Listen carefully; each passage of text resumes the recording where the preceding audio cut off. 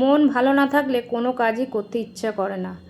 মেয়েকে নার্সিংহোমে ভর্তি করে ওই 3 দিন যে কি গেছিলো আমাদের, না ছিল রান্নাবান্না, না ছিল খাওয়া দাওয়া, সারাদিন ওই হসপিটালেই নার্সিংহোমেই পড়েছিলাম।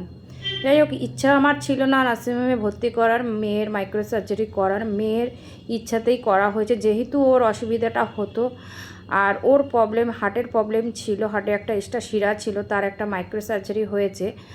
আর আমার একদমই ইচ্ছে ছিল না, হসপিটালে গেলেই তো কি বলতে কি করে দেবে, আমার এই ভয়টা ছিল। মেয়ে খুব বলতো যে আমার এইটা করিয়ে দাও, আমার অসুবিধা হয়।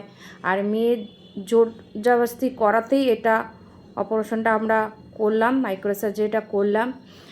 যাই হোক, মেয়ে এখন ঠিক আছে। আর 1 সপ্তাহ বাদে যেতে বলেছে, আরও কতগুলো রিপোর্ট দিয়েছে, সেগুলো করে নিয়ে যেতে বলেছে। আর ইসিজিটা বলেছে যেদিনকে যাবে সঙ্গে সঙ্গে করে নিয়ে যেতে। তা 1 সপ্তাহ বাদে মেয়েকে চেক আপে নিয়ে যাব, দেখি ডাক্তার আবার কি বলে। আজ সকালে টিফিন করলাম, কদিন তো ভিডিও বানাচ্ছিলাম না। আর এই সকালবেলা টিফিনে পরোটা, রুটি আর ছোলার ডাল, এটাই করলাম। মেয়েকে বললাম ও হরলিক্স খা, আজকে আর হরলিক্স খাবে না, ওর ইচ্ছা করছে না হরলিক্স করতে। তা মেয়েকে একটু পরোটা আর ছোলার ডাল, একটু ফল কেটে দেবো। আর সকালবেলা টিফিনটা আজকে করলাম এই।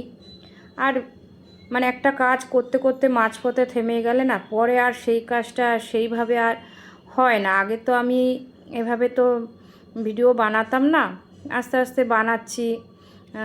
এবার মাঝপথে থেমে গেছে তো আবার যেন কেমন একটা হচ্ছে যে বানাতে বানাতে। যাই হোক, রান্না তো টিফিনটা তো সকালে করে ফেলেছি, রুটি ছোলার ডাল এইসব।